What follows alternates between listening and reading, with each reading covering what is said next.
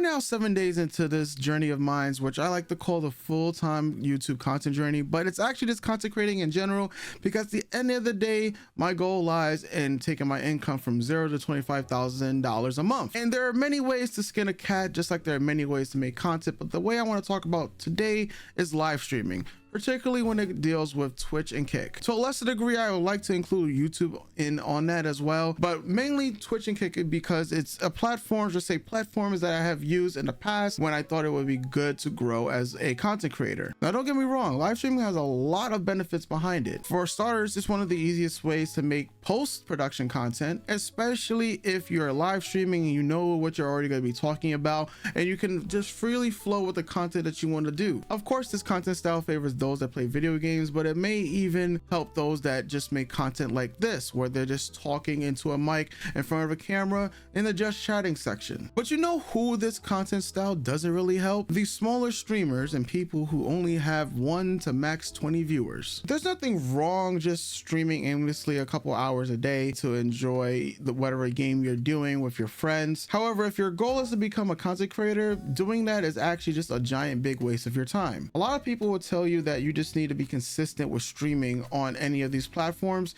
and eventually you will be seen because your hard work will pay off. I'm here to tell you that's a load of BS, and you've been lied to consistently. While you're live streaming, that content is going to do next to 0% for you. And so in 2024, I hope more people take this to heart, when other content creators have been telling them for many years that you just need to just keep on grinding and eventually people are going to see your work. A proper way to grow, especially in 2024, is to utilize multiple different social medias, especially the faster and more popular social media such as TikTok or even Instagram. As a person who has dabbled live streaming on Twitch and other platforms for a very long time, I can tell you that the majority of all my followers on Twitch have come from outside of Twitch itself. I'm talking about, of the 4,000 people that were still following me to this day right now, the majority of them actually did come from YouTube, and then an influx of them came from TikTok and Instagram. Now, of course, when you're playing a very popular game, if you're one of the first early adapters, you might have an advantage in gaining a lot of new followers for that, but how often does that really truly work for you guys? How often are you really going to be the first, or if not the best at a game? More often than not, you're not going to be that guy, you're not going to be that girl. So the best course of action for you is to take that content that you've been live streaming and start to repurpose it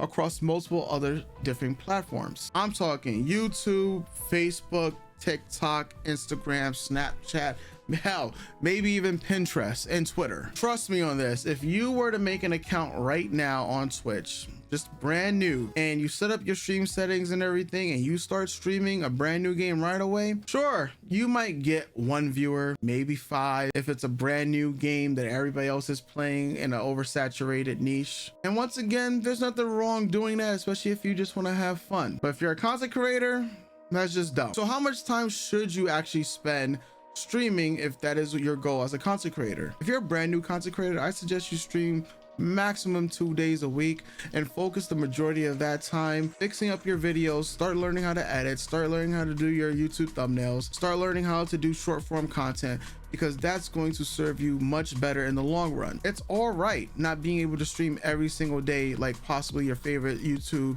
or Twitch or Kick streamers are. Not everybody needs to follow that schedule or that lifestyle, because that's exactly what you're choosing to do. Instead, you should be wrapping up your edited content, you know, learning the SEO tactics behind the game or the topics that you're talking about on your live streams. Especially if you're really good at a game, start thinking about the different topics that you can post and utilize that content on YouTube. If your goal at the end of the day is to make money, and you believe that doing live streaming is going to be the only way, because you think that there's only going to be, you know, there's the affiliate program, there's partnership program, there's going to be donations or bits if you're on Twitch or whatnot. It's not rainbows and butterflies, and once again, you're going to be wasting your time. And I feel like this might be beating a dead horse, but there is just that many people that stream every single day and basically achieve nothing because they aren't doing anything with the content that they're streaming. Long gone are the days that you can just wish that Discovery will just find you and you could just blow up and explode, or that your video might get clipped on live stream fails, and eventually you're going to get an influx of people watching your content. But you see, even if your content was clipped and posted on live stream fails, that was somebody who took the time to post your clip to another platform. So if people are taking the time to do that, why not do it for yourself? Especially in this new attention-based economy where short form content is overtaking long form content in the views department, but not in the monetization department. So if your goal is just to get new viewers and new eyes on your live stream platform of choice, I know my whole journey is about becoming this full-time YouTuber, but in actuality, it's about becoming a well-rounded content creator. And as such, I was not the most consistent person when it came to live streaming, hence why I didn't live stream as much at all the last couple of years. Sure, I broke a lot of promises because I would say, hey guys, I'm going to stream, and I ended up not doing it, but that's because I decided to take content creating way more seriously, especially on the short form side. So in the very near future, when I do return to live streaming, my goal is to make sure that the content that I posted and the content that I am making on,